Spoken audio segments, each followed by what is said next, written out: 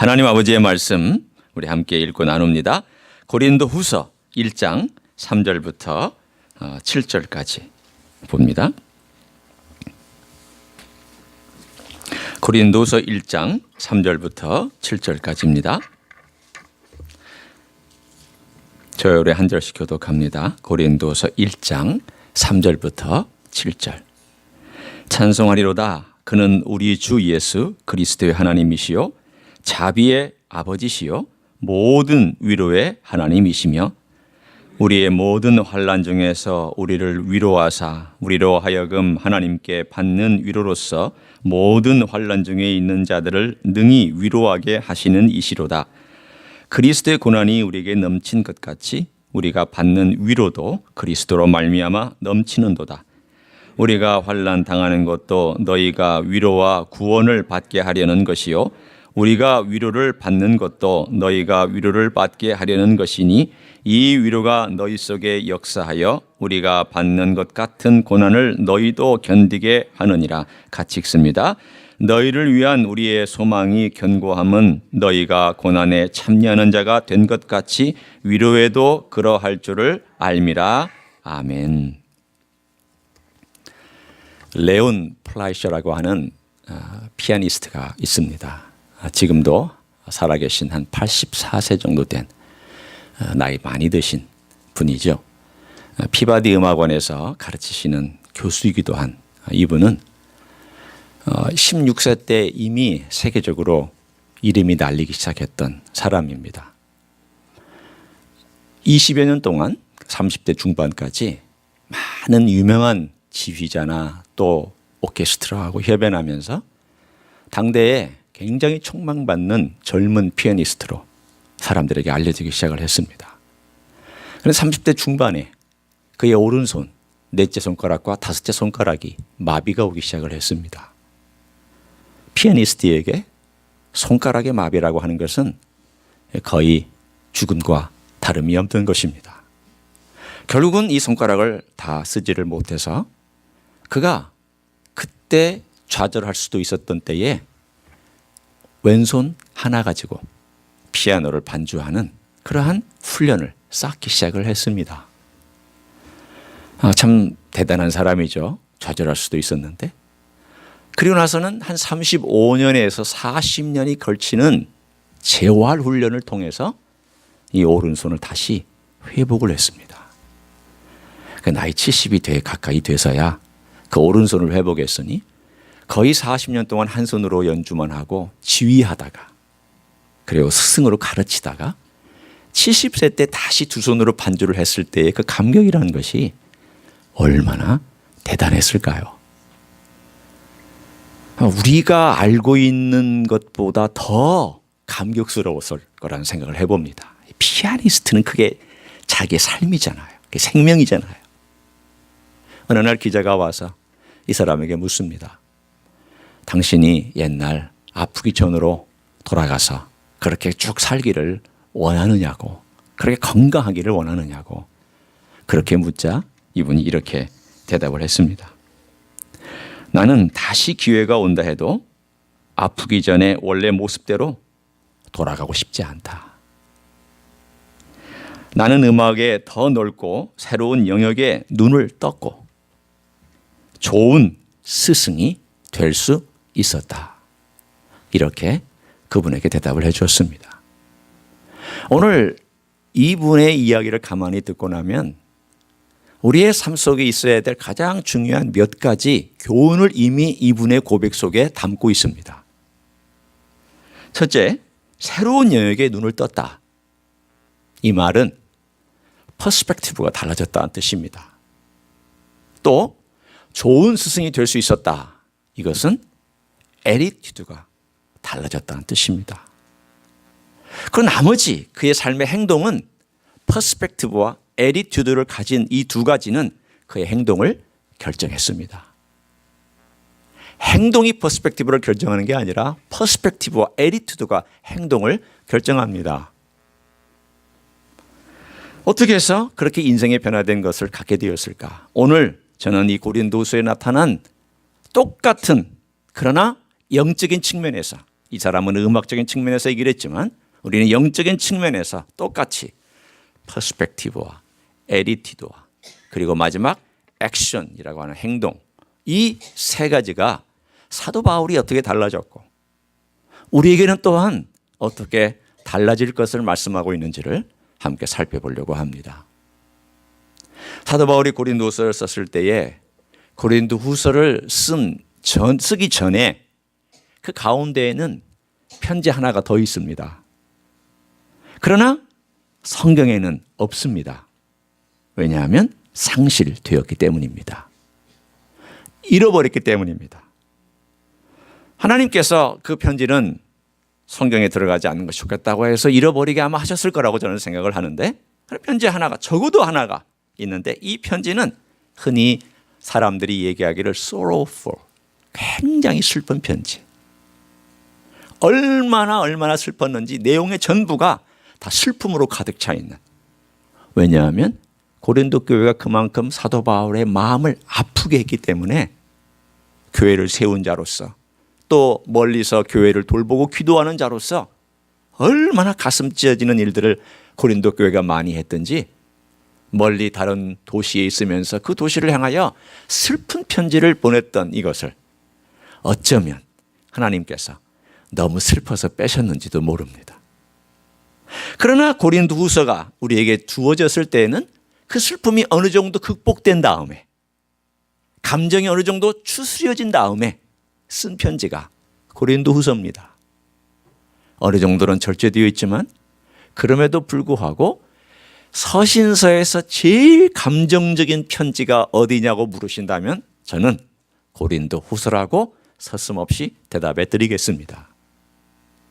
고린도후서는 감정과 감성과 호소와 아픔이 여전히 느껴지고 있는 편지입니다. 그러니 sorrowful 편지라고 잃어버린 편지를 우리가 많이 읽는다면 한편으로는 야, 사도 바울이 이렇게 격정적이었나 라고 우리가 느낄 수 있을 것이고요.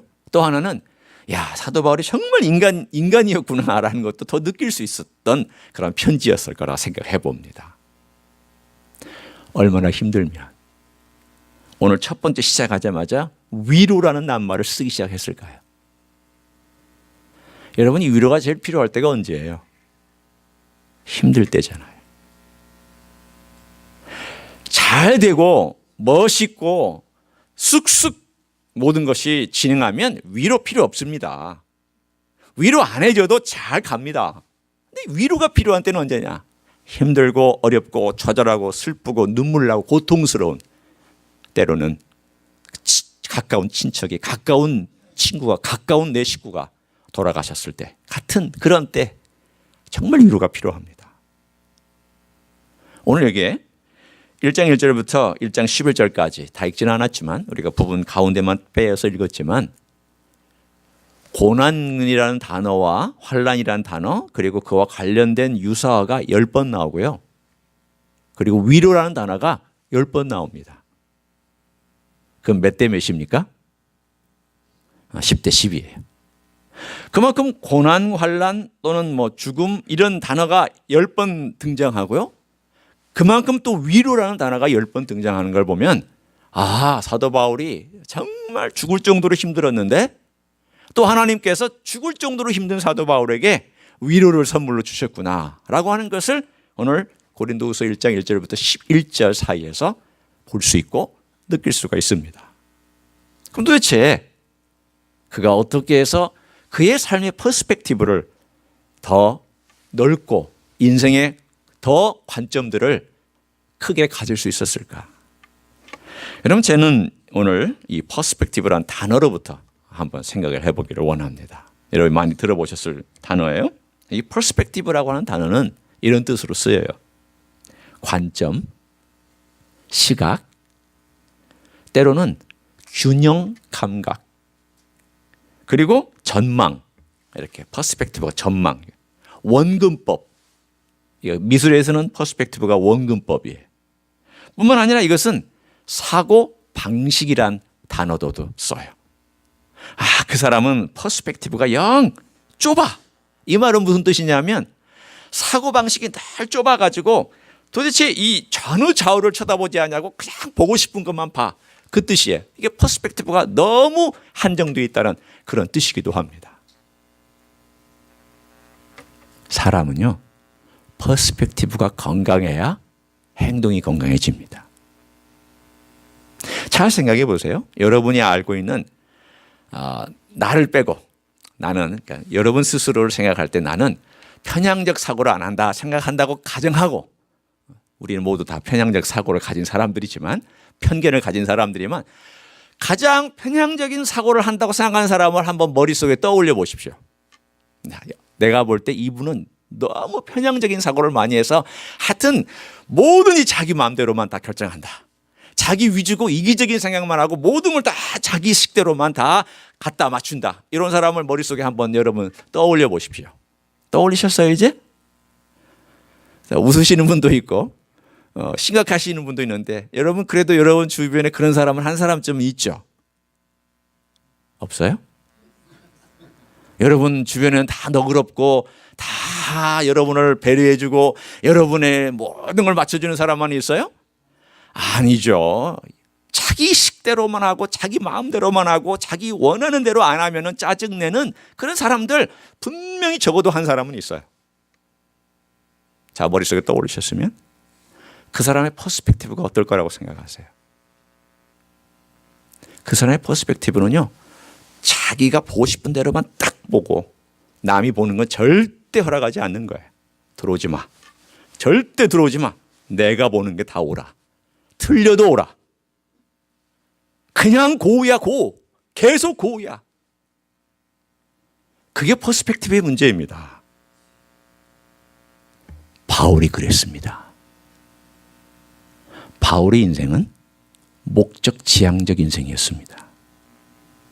그는 목적을 세우면 가야 했고, 계획이 이루어져야 했고, 사명이 있으면 완수해야 했습니다. 그런데 그를 따라다니는 사람은 다 그런 사람들인가요? 바울처럼 그렇게 할 수 있을까요?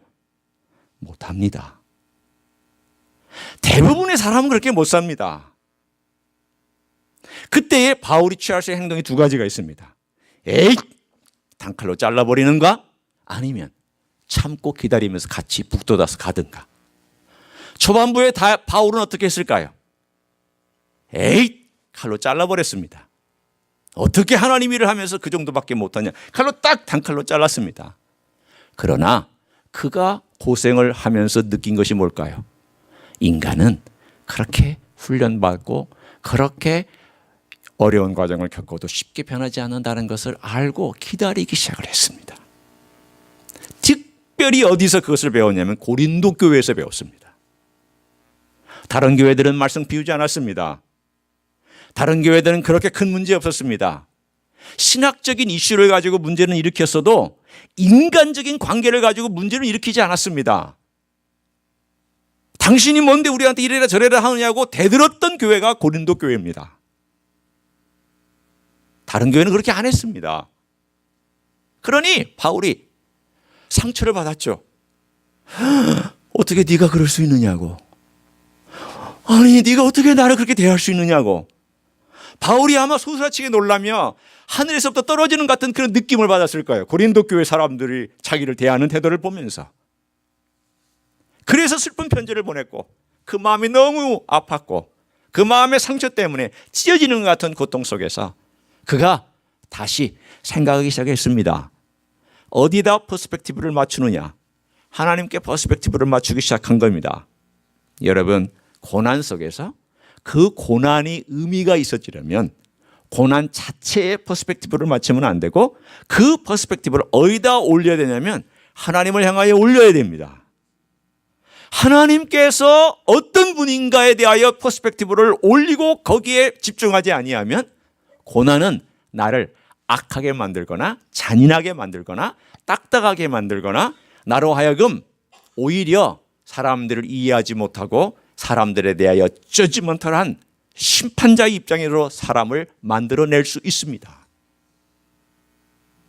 바울이 저지먼털한 에티튜드를 가지고 할 수도 있었지만 하나님께로 집중하기로 작정한 그 메시지를 한번 들어보십시오. 자, 여러분이 3절, 4절을 보세요. 그가 얼마나 고민하고 얼마나 하나님께 기도를 했을까를 상상해 보시라는 거예요. 뭐라고 했냐면 찬송하리로다. 찬송하리로다라는 것은 영어로 표현하면은요, blessed이에요. blessed. 우리가 흔히 blessing 할 때는 누군가를 축복한다 하는데 이것이 수동태가 되어서 하나님께 쓰일 때는 칭송 받으시기 합당하다 그 뜻이에요. blessed이에요. blessed. 결국은 찬송, 칭송을 받으시기에 주님의 이름이 높아지고 하나님의 영광이 더 드러나고 많은 사람들이 이 일을 행하기 위하여서 고난과 위로가 주어졌다는 뜻이에요. 여러분, 이게 퍼스펙티브예요.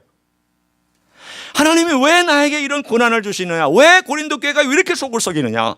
왜 사람들이 나를 이렇게 배반하고 떠나느냐? 왜 나에게 힘이 드느냐? 상황과 주변과 환경을 보면은 실망하고 넘어지지만 퍼스펙티브로 하나님께 딱 돌리고 나니까 오히려 하나님께서 그 일을 통하여 어떤 일을 행하시는지 하여 그리고 하나님이 어떤 분인지에 대하여 배우기 시작합니다. Blessed be the Lord.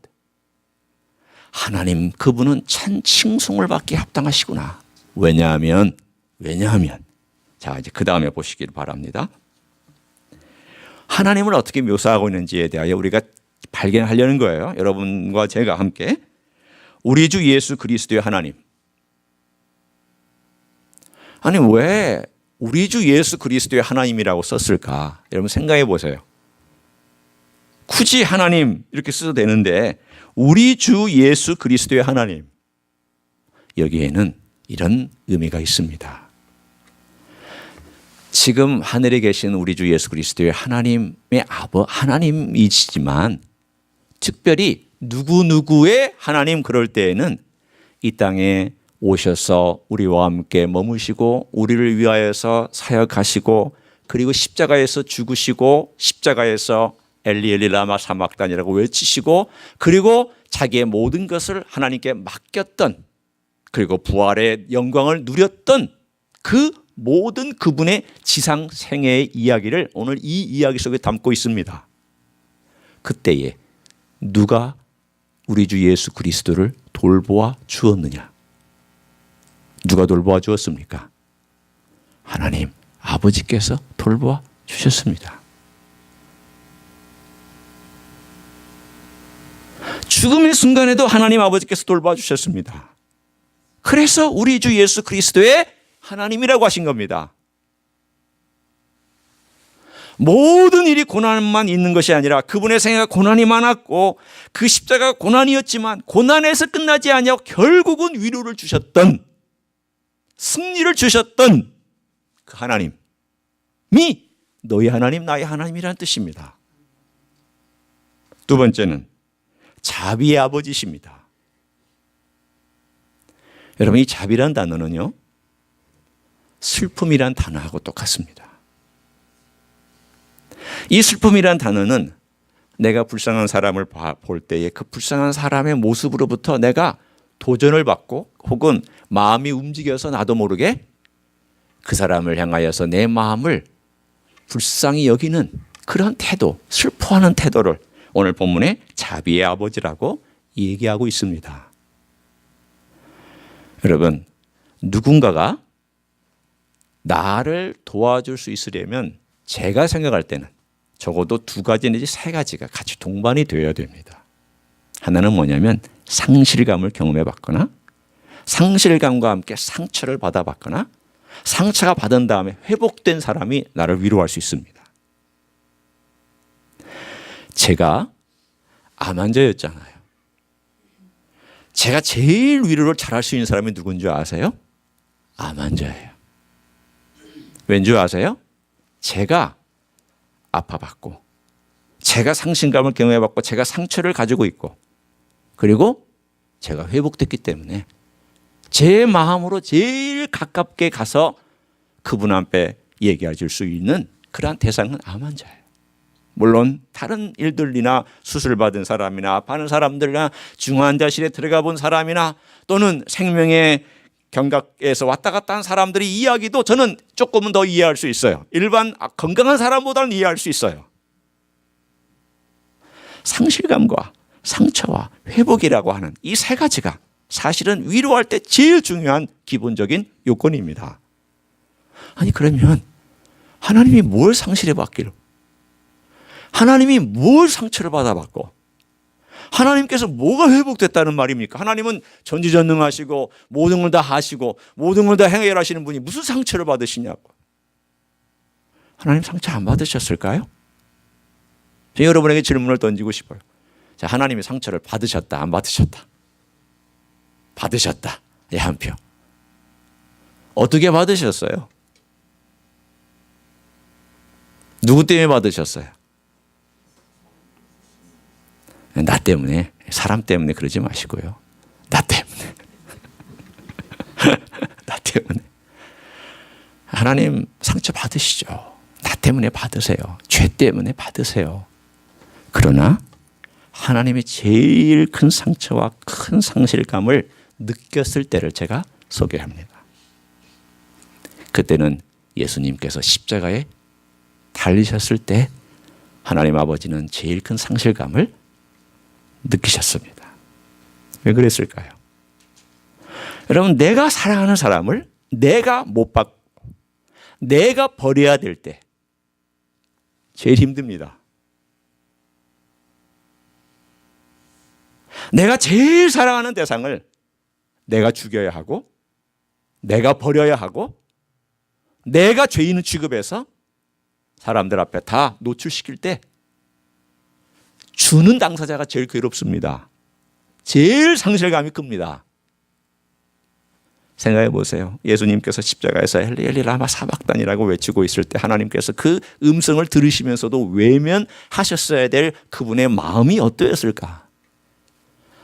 저는 그 마음을 가만히 생각해 보고 있으면 정말 아버지의 마음이 너무 처절했겠다. 아버지의 마음이 너무 힘들고 어렵고 괴로워서 그 시간 얼마나 전능하신 하나님께서 그 얼마나 괴로움 가운데 그 시간을 견뎌내셔야 됐을까. 그 부르짖을 때 그 아들 하나님께서, 예수님께서 그 부르짖는 그 순간에 얼마나 힘들고 얼마나 그 상처를 그가 느끼고 있었을까. 마음으로는 당장에 가서 온 세계 다 쓸어버리고 온 우주 다 쓸어버리고 온 어둠의 세력 다 쓸어버리고 그냥 왕창 다 쓸어버릴 수도 있는 권능을 가진 하나님께서 그걸 참고 계시고 그걸 보고 계셔야 되고 그것을 견디셔야만 했던 그 시간은 어떤 것이었을까? 제가 아버지가 되고 나니까, 아비가 되고 나니까 알아요. 제가 몰랐어요. 자식 때는 몰랐지만 아비가 되고 나니까 자식을 그렇게 내어줬을 때 얼마나 힘드셨을까? 그걸 참아야 될 때 얼마나 아프셨을까? 얼마나 상처가 됐었을까? 여러분, 하나님 아버지는 상실감을 경험해 본 분이에요. 하나님 아버지는 상처를 경험해 본 분이에요. 그리고 하나님 아버지는 아들 예수 그리스도를 십자가에서 죽이신 다음 부활시키실 때 그 상처와 그 아픔에서부터 회복됨을 경험한 분이에요.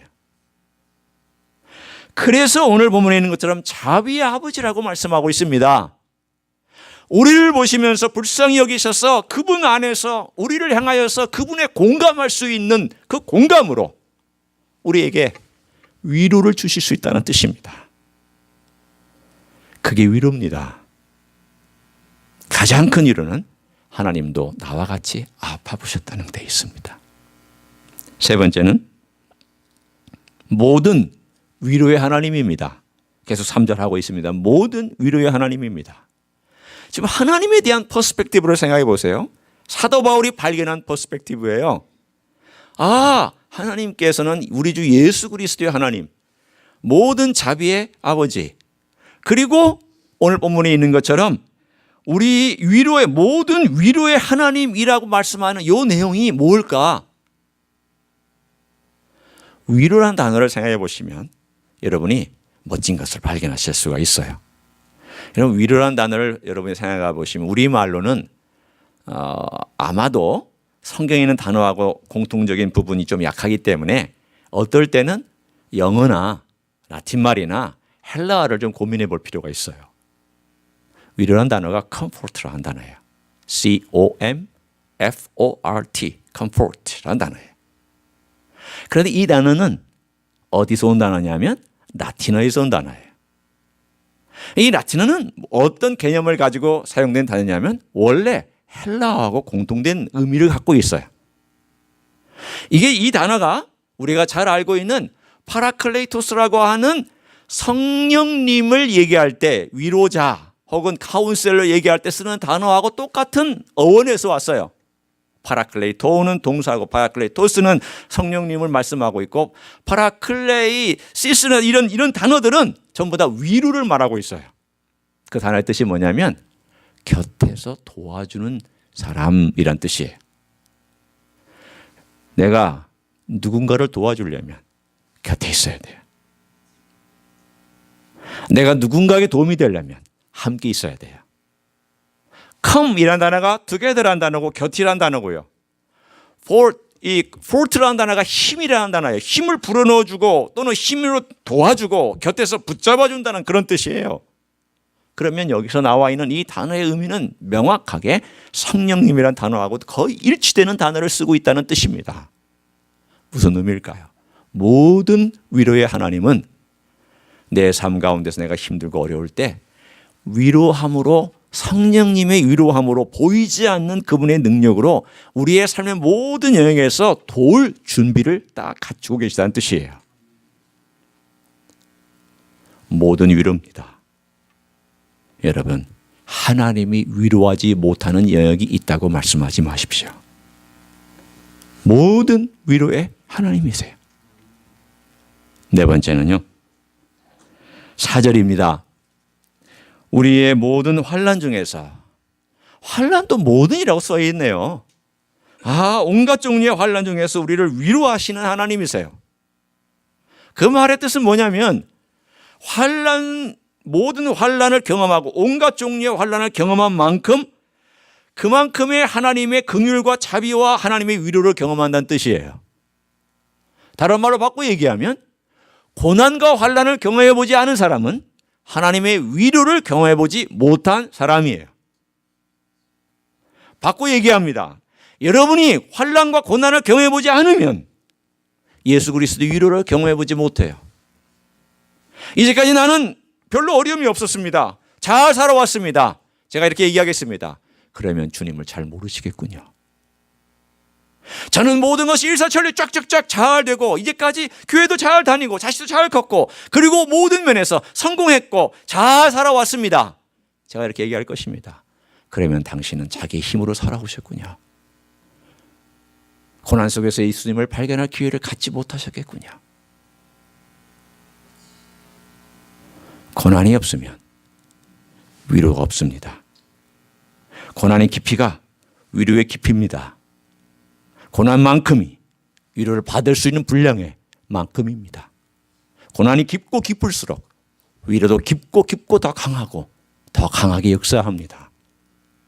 이만한 고난은 이만한 위로면 가능하고 이만한 고난은 이만한 하나님의 위로가 다가옵니다. 따라서 사도 바울은 시각을 그렇게 보기 시작을 했습니다. 야, 내가 죽을 고생을 하고 있는데 이 고난에 대하여 내가 시각이 달라지는구나. 내가 고린도 교회 때문에 마음이 아파하는 것 때문에 오히려 내가 주님의 위로를 받는구나. 내가 주님의 위로를 받으면서 내가 내 시각을 여기에 집중하지 아니하고 하나님께 집중하도록 만들어 주시는구나. 모든 위로를 받고 있다고, 모든 고난에서 나를 위로하시는 하나님을 만나고 있다고 고백합니다. 그리고 마지막으로 4절을 보세요. 4절의 맨 마지막에 보면 능히 위로하게 하시는 이시로다. 다른 말로 얘기하면 나로 하여금 능히 위로자가 되게 하신다. 제가 이 이야기는 좀 이따 함께 조금만 더 나오겠습니다. 적어도 5가지의 하나님 발견하고 하나님에 대한 퍼스펙티브가 관점과 시각과 하나님에 대해 어떻게 역사하시는지를 경험하고 나서 그의 마음이 달라지기 시작을 했습니다. 그래서 찬송하리로다 라고 발전합니다. 여러분, 저는 단언코 이렇게 얘기합니다. 여러분이 아픔과 고난과 병과 그리고 여러분의 환경의 어려움 속에서 찬송하리로다가 먼저 튀어나오는 그 순간 여러분은 승리하신 줄로 믿습니다. 이게 우러나와야 될 것입니다. 이게 안 나오면 아직 여러분은 뭔가 지금 어디선가 막혀 있는 거예요. 어디서 막혀 있느냐? 퍼스펙티브에 막혀 있는 거예요. 여러분의 퍼스펙티브를 바꾸셔야 돼요. 어떻게 바꾸느냐? 환경 보지 마세요. 조건 보지 마세요. 나보다 더 악한, 나보다 더 약하고 나보다 더 힘든 사람이 있으면 나와보라고 그래. 그렇게 얘기하지 마세요. 사람들마다 각각의 하나님이 허락하신 고난이 있어요. 시각을 바꾸고 이 고난 속에서 하나님의 위로가 얼마나 클지를 내가 기대하자. 하나님도 상처받으셨기 때문에 나를 위로하실 수 있고 우리 예수님도 상처를 받았기 때문에 나를 위로할 수 있고 우리 예수님의 그 위로는 너무 커서 내가 고난받은 만큼 충분히 채우고도 넘치는 것이다.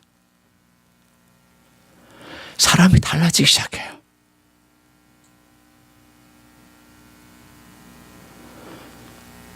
제가 목회하면서 이제 한 30년 가까이 목회가 되는데요. 고난 속에서 그리스도인들의 태도를 보면 딱 두 가지로 갈라져요. 어떤 사람은 싸나워져요. 정말 싸나워져요. 어떤 사람은 고난 속에서 더 부드러워져요. 딱 두 갈래로 갈라져요. 왜 그럴까요? 싸나워지는 분은요, 자기 힘으로 극복한 사람이에요. 자기 지혜로 극복한 사람이에요. 부드러운 분은 왜 이렇게 부드럽게 됐을까요? 하나님께 집중하고 퍼스펙티브가 달라진 사람. 인생의 범위가 달라져요. 그리고 보는 시각이 달라지고 옛날에 바라봤던 그 사람이 아니게 됐어요. 왜냐하면 고난이 그 사람을 그렇게 만든 거예요. 제가 언젠가 그런 얘기를 여러분에게 했던 적을 기억합니다. 정말 나을 수 있는 자신만 있으면 암을 한번 알아보는 것도 괜찮아요. 왜냐하면 이 고난을 통해서 생명의 소중함과 내가 내 것이 아니라는 것과 내가 이제까지 이루었던 것들이 아무것도 아니라는 것과 내 돈도 내 지식도 내 소유도 내 자식도 내 아내도 아무것도 아니라는 것을 그 순간 깨닫기 시작하면서 다 주님 앞에 노출하고 놓기 시작합니다. Nothing I have. 내가 아무것도 가지고 있지 않다고. Nothing I am. 나는 아무것도 아니라고. Nothing I am proud of. 내가 자랑할 수 있는 건 아무것도 없다고. Nothing. 그 순간 주님이 보이기 시작하고 하나님이 보이기 시작하는 거예요. 내가 계속 붙들고 있으면 하나님 안 보여요. 내가 내 힘으로 움켜쥐고 있으면 절대 하나님 보이지 않아요. 하나님 나타나 보이시지도 않아요. 그러나 이걸 놓고 놓아지게 되고 놓을 수밖에 없고 그리고 절망 가운데서 우리 주님을 향하여 계속 집중하고 주님, 주님, 주님, 주님이라고 부르짖는 그 순간순간에 내 눈이 퍼스펙티브가 달라지기 시작합니다. 이래야 두 번째 애티튜드가 달라져요. 애티튜드가. 어떻게 애티튜드가 달라지느냐? 오늘 여기에 보면 5절과 6절에 이런 내용이 나옵니다. 그리스도의 고난이 우리에게 넘친 것 같이 우리가 받는 위로도 그리스도로 말미암아 넘치는도다. 여러분 퍼스펙티브를 하나님을 향하고 하나님께 우리의 마음을 집중하고 있으면 애티튜드가 달라지는데 이 애티튜드는요. 제일 중요한 게 뭐냐면 자세라고 얘기하잖아요. 자세인데 이것을 고난과 이런 모든 것들을 어떻게 받아들이고 위로를 어떻게 받아들이느냐라고 하는 이 자세가 벌써 달라져요. 자세가 달라지기 시작하면서 내 삶을 내가 조정하려고 하지 않아요. 내가 왕이 되는 것을 포기하고 하나님이 왕이시고 주님이 왕이시라는 것을 인정하기 시작을 합니다. 그것이 삶의 애티튜드가 돼요. 하나씩 나타나는 거예요.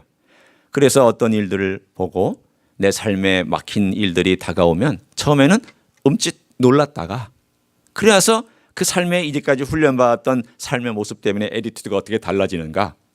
아, 하나님, 이 고난과 환난을 통해서 하나님께서 어떤 일을 행하시려고 하십니까? 하나님, 제가 지금 이 고난과 환난이나 또는 저에게 막혀 있는 이런 곤경 속에서 제가 지혜가 부족하고 판단할 수 없으니 도와주십시오. 하나님이 행하여 주십시오. 자꾸 애티튜드가 달라지기 시작하고 그 마음이 긍정적인 삶의 모습, 고난을 받아들이려고 하는 모습, 그리고 그 위로를 기대하고 하나님께서는 항상 애프터가 있다는 사실을 인정하기 시작합니다.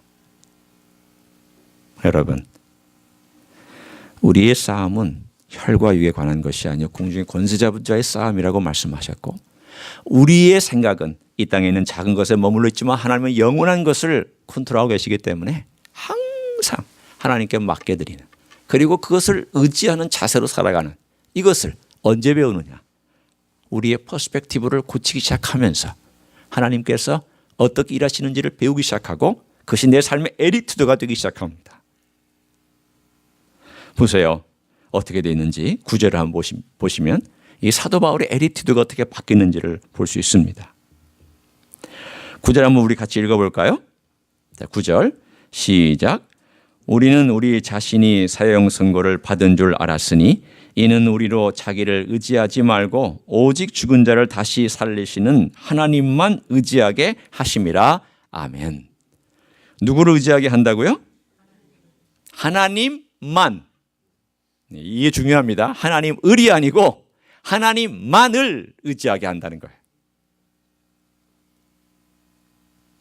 우리의 삶의 애티튜드는 하나님만을, 주님만을 의지하게 만드는 데 있습니다. 그게 하나님이 원하시는 목적입니다.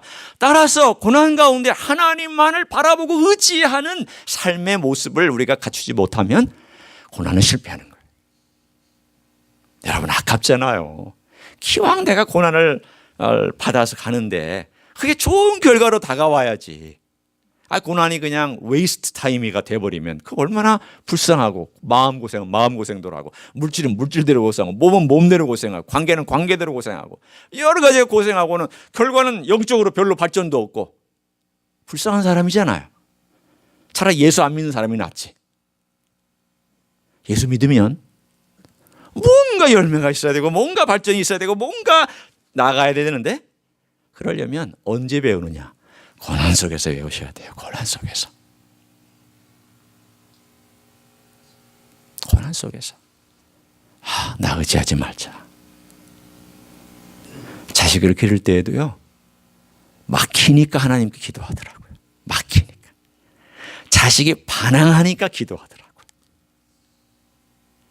언젠가 제가 어떤 장로님이 간증을 하세요. 하나님께서 우리 가정을 너무 축복해 주셨다고. 그 가정을 알아요.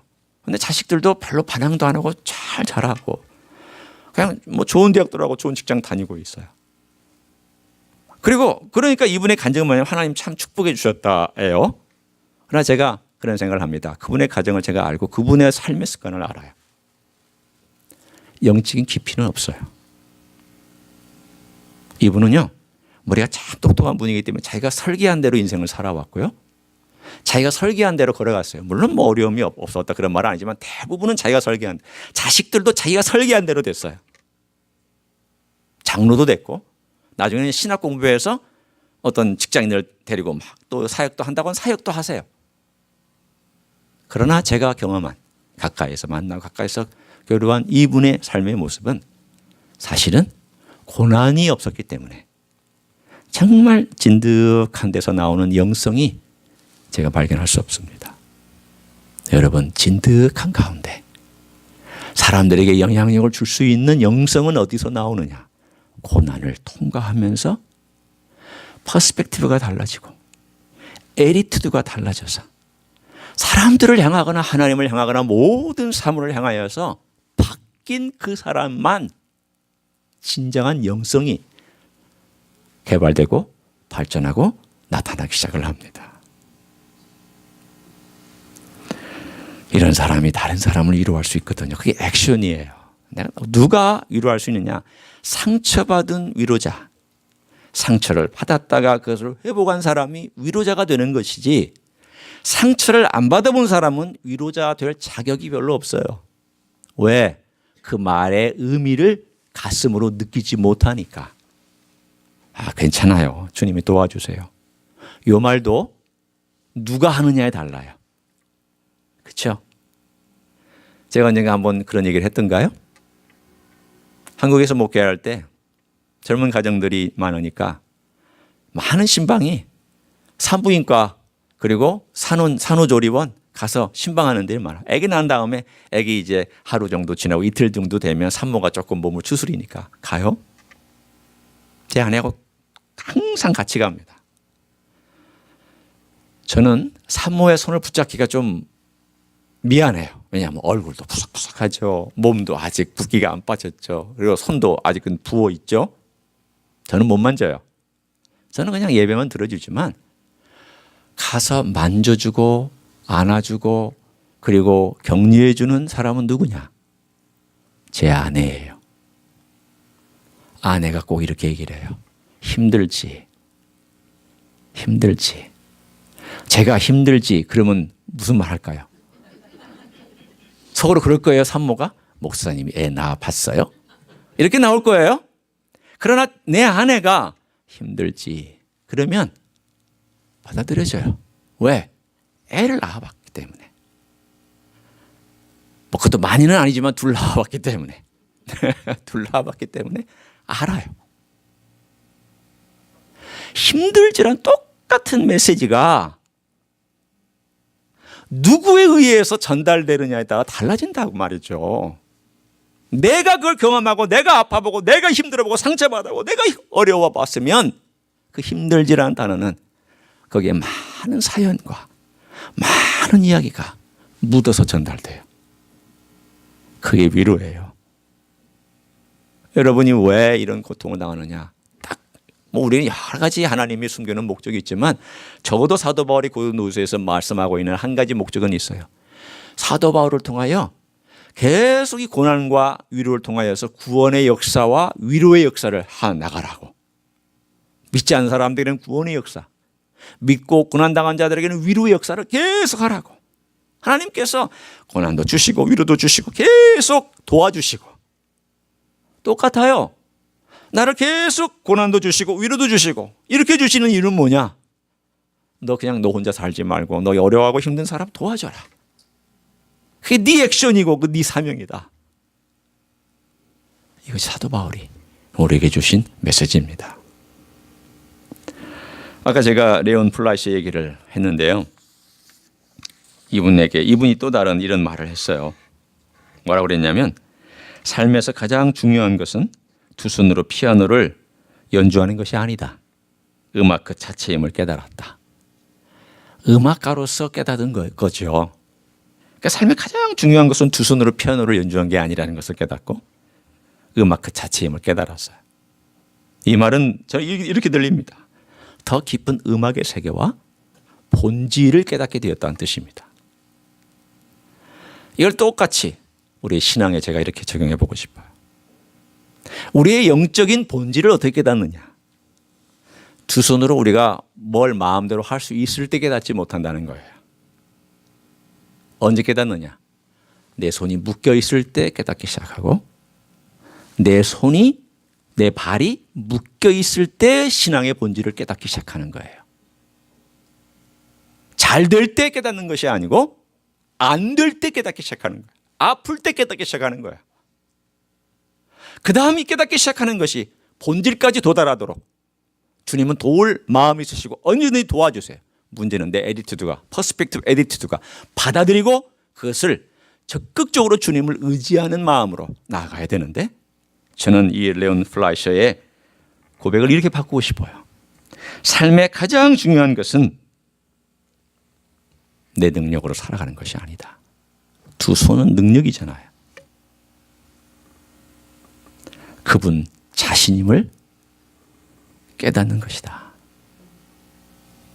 삶의 가장 중요한 본질은 내 능력이나 내 재주나 내 손으로 살아가는 것이 아니라 그분 자신임을 삶의 본질은 예수 그리스도 자신임을, 그분만 일을 행하실 수 있기 때문에 그분 안에서만 이 모든 것들이 있다는 것을 알고 내 마음이 그분을 집중하고 바라보고 있을 때 삶의 퍼스펙티브가 달라져요.